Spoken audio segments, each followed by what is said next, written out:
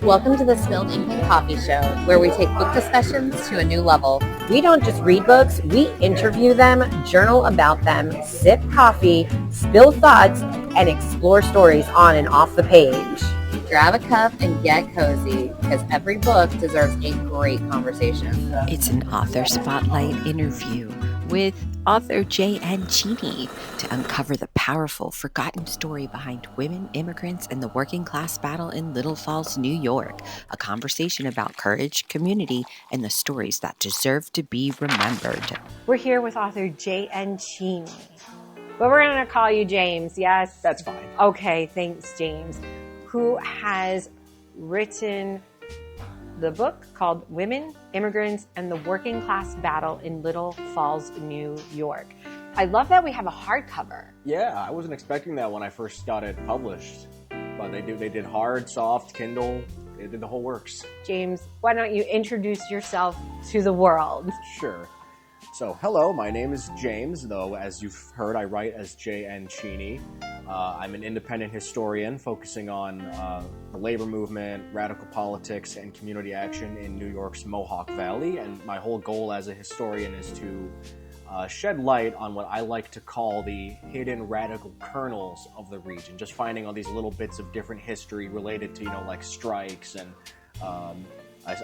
things like that, that are on like the more like labor and the Socialist Party, things, all of that sort of like in the area. I'm trying to uncover this hidden history. Is your background in history? Yes, I got my associate's degree in music, but then I was like, okay, this is cool, but I'm better at this. So then I shifted and I got my bachelor's in history. Is this the first thing that you started to write with history, or did you write other things first? History, pretty much. This is my book didn't come out until a few years after I started writing articles and stuff, but this is my first like big project. Where are your articles published? So I've been published in the West Winfield Star newspaper, the Waterville Times, some online publications like there's a magazine called Cosmonaut Magazine. I have an article in New York Archives magazine, and there's a handful of others, but those are like the main ones that I like to highlight. Now, a lot of our listeners and a lot of the world gets very confused when you say that you're in New York. And even if you say we're in upstate New York, the first thing they think of is Orange County. Mm-hmm. So we are beyond that. Explain what's the closest next big monumental landmark that is widely recognized to the area in which we're about to talk about. Kind of close, because it's in like Syracuse area. There's the Boxing Hall of Fame. So there's that, I guess, if you want to use that as a frame. Yay, it's coffee time, friends. Thank you. You're the best. Shout out to Savannah and Corey. They're holding it down today at the Sherburne Inn. Cooperstown and the Baseball Hall of Fame is pretty close over that area. Yeah. If you really need to look at a map, look for the Upper Adirondack region. I'm curious, how did you fall into this topic? This originally started as my senior thesis that I published well, it wasn't published, but I wrote it in 2020, right when COVID started, so that was fun. But, and the theme that we had to work with was, because it was a whole academic thing, of course, it was race, class, gender, and constitutionalism in the Mohawk Valley, and how to try to find something that lines up with all that. And I had already for a while, even when I was in school for music, interested in like the labor and socialist history, stuff like that. So I wanted to find something that fit within there. And I think I just Googled something like Mohawk Valley Strike or Strike in Central New York, something like that. And I stumbled upon this, and then I saw that there are all these major figures in like the labor field and stuff who were involved, and I'm like, okay, I want to do this. I like this. The cover is fascinating. The photo is titled The Textile Strike of 1912 to 1913. So this was just published in 2025. So this has been a work in progress for quite some time. A good bit, yeah. I started the official writing because after I graduated, I kind of, was in between projects. I worked as a substitute teacher for a little while and other stuff like that. But then I got a job that actually allowed me the time and the resources to work on this. And then around late 2022, early 2023, I really got, the ball rolling on doing more research, building off of what I already had for my senior thesis. And then within about 2 years or so, because I finished it in like early 2025, then just had to do all my edits and whatnot and rewrites and such. but I got it finished in early mid 2025. Signed the contract with my publisher in the summer, and then it was out by November. How old are you? 28. Guys, see, it doesn't matter how old you are. You can write a book, and you're very young. I'm honestly, my mind is blown that young people are actually doing things that have historical value. So the young people can know what it takes for dedicating to sit and write. How much time in a day did you commit to research, to writing? Did you do your own formatting? I didn't do my own formatting. The formatting was done by the publisher. And it depended day by day, but it was at least anywhere from like 5 to 6 hours a day that I was working on stuff. And then there was also the matter of retrieving sources that I couldn't directly get from, the online resources we have. And that's my next question. Other than the Google, where else were you getting your research material? Did we go into the basement of libraries and put on the microfiche and the microfilms from back in the day? You probably don't even know what that is. No, I use that a lot. Do you really? Yeah, a lot of my research. So where did you dig? So part of it was there were different online archives, of course. Like there's FultonHistory.com, which has like millions of different old newspaper clippings and stuff. The Google News Archive actually has a lot of old papers. Because for like union newspapers that I use from the industrial workers of the world, those were on the Marxist Internet Archive. And then I was also doing, because Utica University's library has a microfilm collection. I visited the Little Falls Historical Society once or twice, because they have a whole collection of stuff. And my friend who wrote the foreword, Robert Albrecht, he's a former SUNY Alfred professor. He studied the life of Helen Schloss, who was, the nurse in the strike, who helped a lot with that stuff and left her job to work with them. But he had a whole bunch, he had this big shoebox full of clippings and photos and stuff that I was able to get access to. The photos aren't in the book, unfortunately, but I have them on file for presentations and stuff like that. And he was a really big help too. So there was a lot of making new connections and scouring all these different archives, online and physical. The connections are the most important part when you are doing research. But where or what was the most unusual, surprising space that you found or uncovered some of the research? That is a good question, actually, because there was a lot of digging through the onlines. I think one thing, and this is actually how I found out about Mr. Albrecht, is I was really searching through, just scouring all these different pages. And then I just happened to come across some article from, I think it was the Herkimer Times Telegram from 2012, that said he and somebody else was doing a presentation for a Dulgeville CSD reunion or something like that. And it's okay, well that's going to be a nice little rabbit hole. So I had to find the right Robert Albrecht, searching on Facebook and whatnot. I messaged his Facebook page, asked, with this whole thing about, hey, I'm a historian, I'm writing this book, I see you've done this research. And it's a little morbid, and I love Bob. We become really good friends, but it's a little morbid because he didn't respond for a month or two. And he's an older guy. He's 82, I believe. So I was telling people at first, I don't know if I'm going to hear back from this guy. I think I messaged a dead person. But he got back to me, and then, we built a whole relationship. He's a really, really wonderful person. Can we find him on other social media other than the Facebook? I don't think so. I think he's just on Facebook. Okay. So that's really, and even he doesn't do a lot of writing and stuff. This was just, the foreword was kind of I asked him to because he was such a big help in my research. Right. It's the homage and dedication to Robert. It's awesome because you found a new friend, some commonality, maybe together while he is still with us, and thanks, good health to you, Robert. Can do another project, but I'll ask about future projects in a minute. Sure. We're doing the thing. We got the research. We have Robert. Explain to everybody a nice little surmise of, don't tell us all the things. Of course. What we're going to find in the pages of this book, and please let there be some scandals. Oh, there's a couple. Yeah, I love it. So the story goes is that in October of 1912, after having their pay cut, which was because of legislation that I'll leave people to, find out in the reading. But these women who were, they lived in Little Falls, they lived on the south side in all these immigrant enclaves, which were really not well cared for by landlords and stuff like that. And that's, that's a sign of the times, especially. After their pay was cut, they initiated this walkout. And it became this whole big ordeal where the members of the Socialist Party all the way from Schenectady found out, and they came down and supported. And then later the Industrial Workers of the World, which is a radical labor union, came and they were involved with it.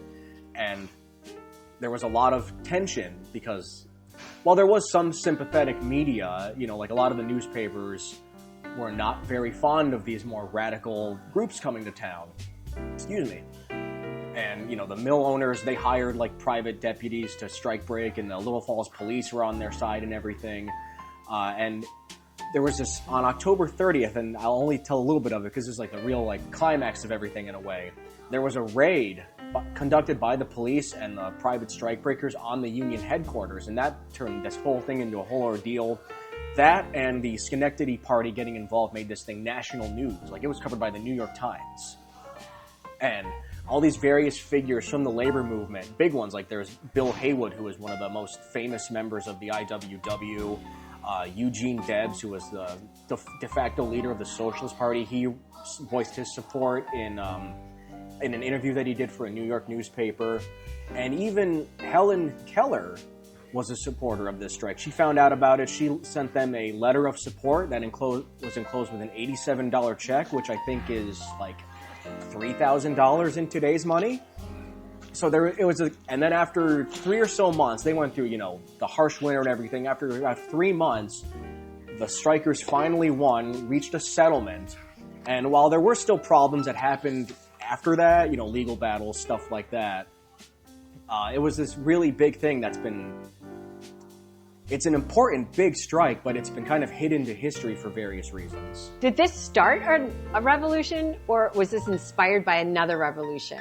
I think there was part of it was an inspiration because they borrowed early in 1912. There was another strike like it, much bigger though, in Lawrence, Massachusetts, that involved like Bill Haywood and other big names in like the Socialist Party, the IWW. But it was more of like they took some inspiration from that, from some of their tactics, but it was more so kind of like in a line of things. Like there was the Lawrence strike, then there was Little Falls and a few others, and then Little Falls kind of acted as partially an inspiration. There was a strike in New Jersey, in Paterson, New Jersey, and their line of reasoning was like, oh, well, we succeeded in Little Falls, we succeeded in Lawrence and a few others. No reason we can't succeed here. They didn't, because that New Jersey strike was probably one of the most, what's the word I'm looking for, disastrous in IWW history for various reasons. They had a lot of, systemic opposition from police and whatnot, but so the Little Falls strike did act as kind of like an inspiration to others, though. Is there a part of this, a section of this, a character in this that has a huge piece of your heart? In a way, they all do, because I've learned about so many of them even before this strike. Like, I knew about them, but one in particular, and this is where this is kind of the connecting factor between how I met Bob. Helen Schloss, because that's what his presentation was about. She was a public health nurse. She was a socialist. She was a part of the women's suffrage movement in New York City. She did so much stuff, and she was, in the foreword, he describes her as kind of being someone of agency in a time of turmoil. That's how he puts it. I really, really like that. But she did so much. She was, she left a cushy position working for this group of wealthy women in the city to help with like the tuberculosis problem they were having, to support the strikers. And she went on and did all these amazing things, with like organizing department store workers later in New York City, and being a big part of this strike, helping run a soup kitchen and stuff like that. And her story is so unsung, and that's part of why I really gravitate towards her and see her as like this really significant figure that needs to be discussed more. Is that something you may plan to do in the future, is focus on her? And because it sounds like you are heading I am in there, actually. I'm working on my second manuscript, which is going to be a biography of her. Oh, wow. And I think I'm already on the 7th chapter so far. Wow. She sounds fascinating. Actually, all these women are very Thank you, ladies. Because without them, we couldn't be who we are today. Right. So they're in a textile factory.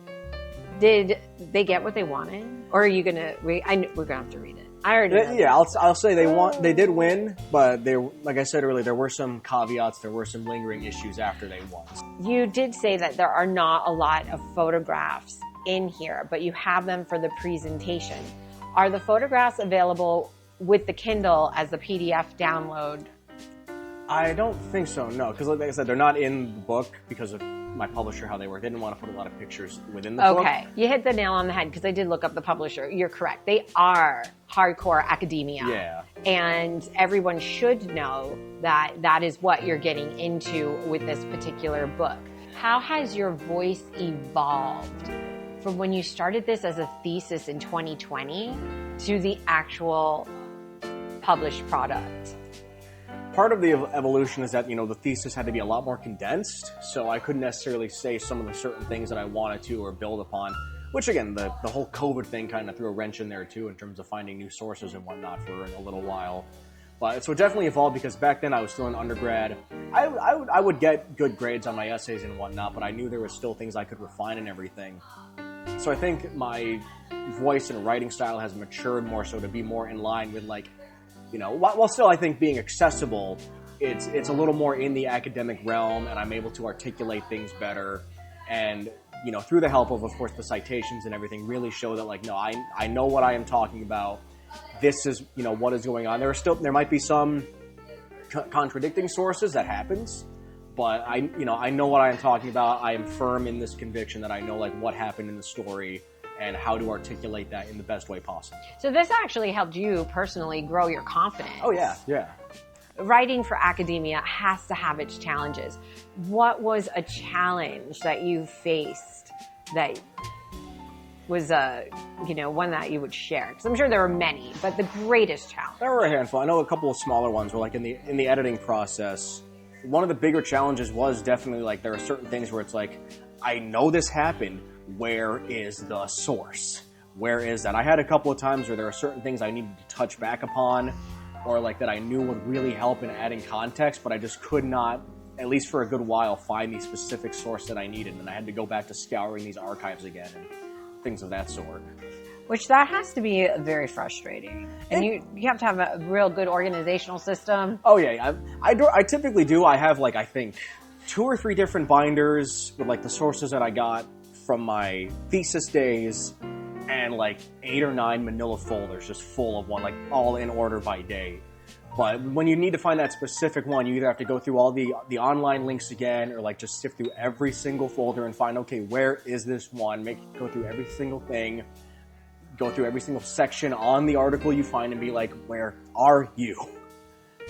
I'm flipping through the pages and I'm looking at some of these titles, and I find I'm going to make them sound very appealing here when I go, inside the mills, filth, disease, and danger. Betrayed by other workers. A campaign of characters. Slander in the press. No, not slander in the press. That doesn't happen, does it? Oh, reading those, you're definitely enticed. What? Why? What happened? Yeah. What's going on? And at the same time, gosh, guys, this is history. Can we learn from it? And things haven't changed much, has it? No, there's a lot of, and this is something I've talked about in some of the author talks I've done in person, is that there's a lot of, even today, there are a lot of parallels. The union and the people going on strike, they were facing a lot of antagonism, and the workers here, they were immigrants from Southern and Eastern Europe in that new wave of immigration that happened around that time. And they were facing a lot of hostilities, both on, the federal level from other workers, even just in Little Falls, who were born in the U.S., and Irish immigrants and whatnot. And, you still see a lot of hostilities on various levels, especially as we've seen in recent times against immigrants today. And there's just a lot of different historical parallels that shows, that even though more than 100 years have passed, some of these same problems and same struggles are still right here. So as a historian, do you find that frustrating that we're not learning from our history, or do you find that motivating so you can continue to write and publish historical events until someone listens? A little of both, probably, because the frustration definitely comes from all this information is out there, and you can see that these things have happened before. People know that things go a certain way or go a different way, but people just for whatever reason don't do the research. But also it is motivating because, like I said, my whole goal is to shed light on these hidden pieces of history and kind of bring these back into modern discussions and show people all these different sides of history. So it's a motivation to show, that okay, especially in rural regions like Little Falls.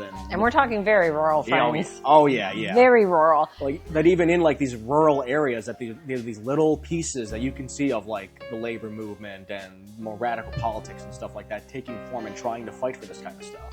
Through this whole process, what brought you the most joy? Not content in the book, through the whole process. I know one thing was definitely being offered a contract, because that's always exciting. I think the most joyful thing was, there were two things. One is getting the support from my fiance for all of this stuff, because she was, once she found out I was writing a book, she was behind me 100%. And then the other one was, meeting some of the people that I met in this research, meeting Bob and his wife, and getting to, talk with him, and meeting Angela Harris, who I thank in the book. She wrote a dramatization of the strike, like a play, in 2012. So I got in contact with her, and it was really this one. I think I talked about this too in the little foreword or whatever. But her, Bob, me, and my fiance all got together one day, and she gave us a little driving tour of Little Falls. And she's like, okay, so this is where like the Union headquarters would have been. It's torn down now, but this is where that would have been. Here's the post office where, spoiler, where Helen Schloss was arrested, and all this kind of stuff. So that was really cool too. So just meeting these people and getting all these new experiences that came with this process. It's not a spoiler because we don't know why she was arrested. True. That's true. But now we need to know why. We're like, wait, what? A woman arrested? More scandal. Why? Tell everybody where we're going to find this book. Okay, so there's a handful of places. It's available on Amazon, of course, in hardcover, softcover, Kindle. The ebook is also available on Barnes & Nobles. You can buy all those from my publisher's website, Algora Publishing. The IWW, the Industrial Workers of the World, actually has it in their online store, which is really cool. And at least for now, I don't know how much they have in stock still, but it is available at the Herkimer County Historical Society, too. You can buy it there in person or online. But I know there are a couple in some of the libraries in the area. Oh, we are also in the library? In a few, yeah, in a few. Wow. See, people, your library, I'm telling you, it's an amazing resource. It's one of the best resources you have. And James has got his book in the library, which is great. Where do we find you on the interwebs? I'm on Facebook at J.N. Cheney, author and historian. I'm on Blue Sky, which is a Twitter alternative that's under the similar handle. It's like at historian J.N. Cheney, something like that. Those are my two main ones, and I also have my online portfolio is on, which is a blog spot. I think it's again just historian J.N. Cheney, something. Like, if you search that, you'll find them. But that has like my online portfolio. You can see like my list of where I presented and my other articles and whatnot, and press releases and stuff related to the book.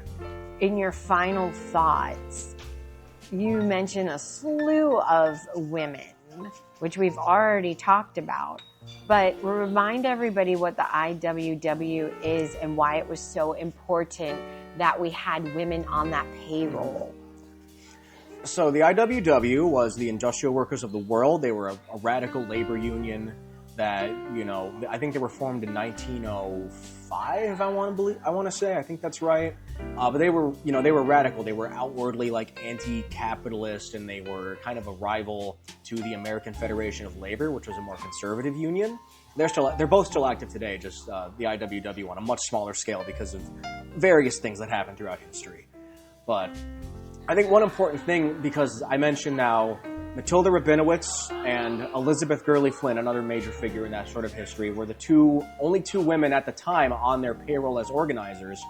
And I think that's really significant because it challenges the status quo that they had, because while the IWW was definitely, they called for a lot of times for the enfranchisement of women and whatnot, there were contingents that, kind of held what was described as a more masculinist view of labor, where some of them still believe, the proper place for woman is, in the kitchen or, doing housework and stuff like that. And it was a specific way to challenge that status quo. And I think that's really significant for both the labor movement and just history, women's history in general.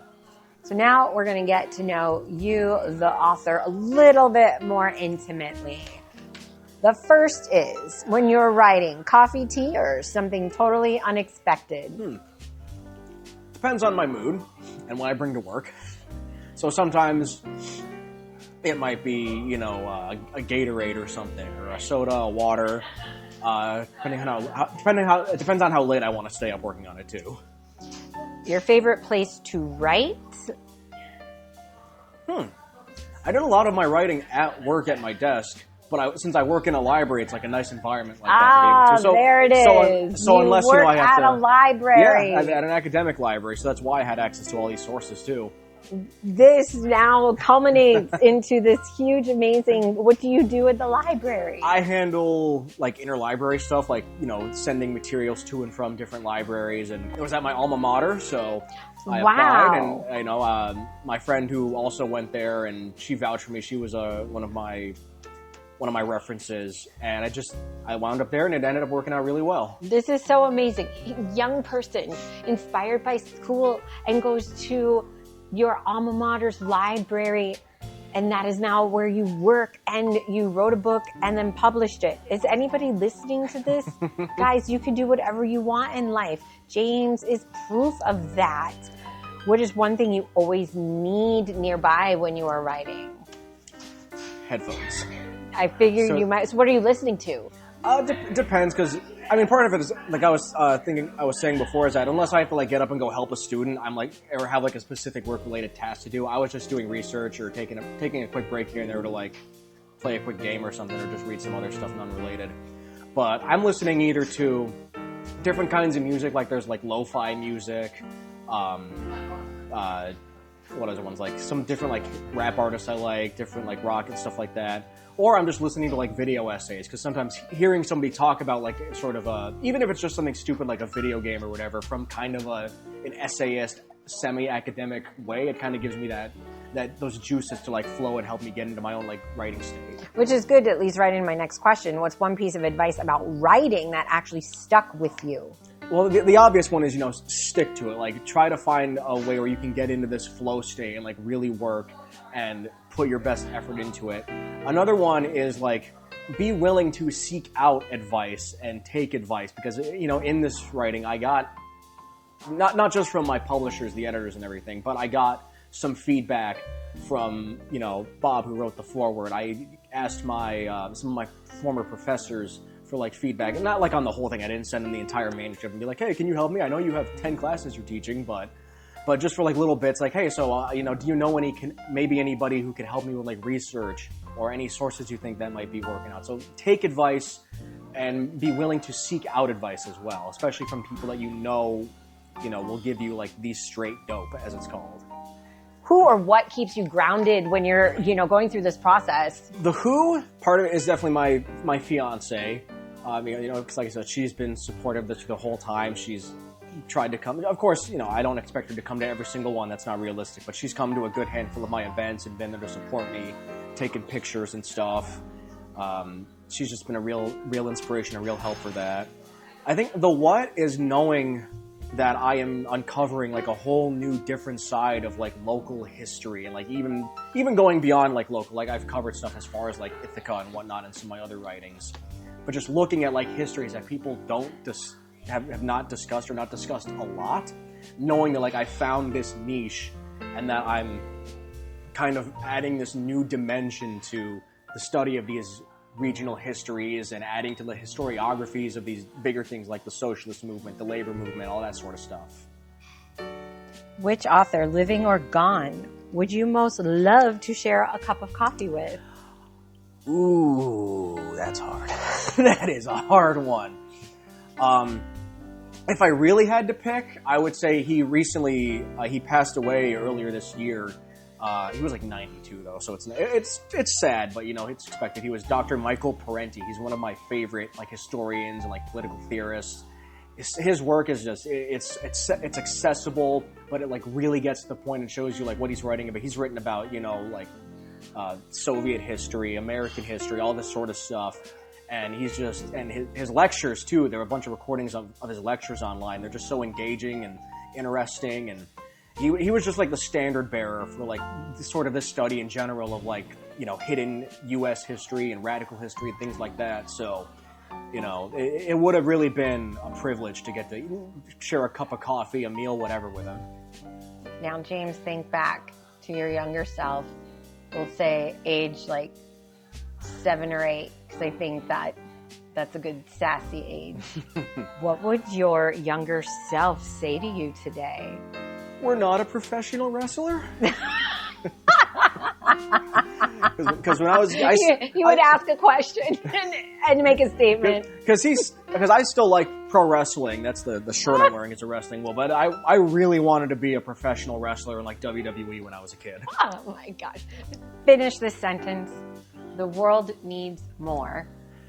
The world needs more people looking at their own hidden kernels of history in their own like local regions. Pick up a book, go to your local library, go to your local historical society, and find out what happened in your own backyard. That's brilliant. James, this has been fabulous. It was a pleasure. Thank you for meeting me here. Thank you for having me. The book is Women, Immigrants, and the Working Class Battle in Little Falls, New York. J.N. Cheney. James is amazing. The Spilled Ink and Coffee Show, your favorite bookish podcast. Bye, friends. That's a wrap. Time to close the book on today's episode. I'm Rachel. And I'm Casey. If you had fun, hit the like, follow, and subscribe. Make sure you click on the bell icon. You can also email us at spilledinkancofeeshow@gmail.com. Send us your questions, tell us what you're reading, or share what we should dive into. Until next time, keep your coffee hot And your pages turning. Bye, guys.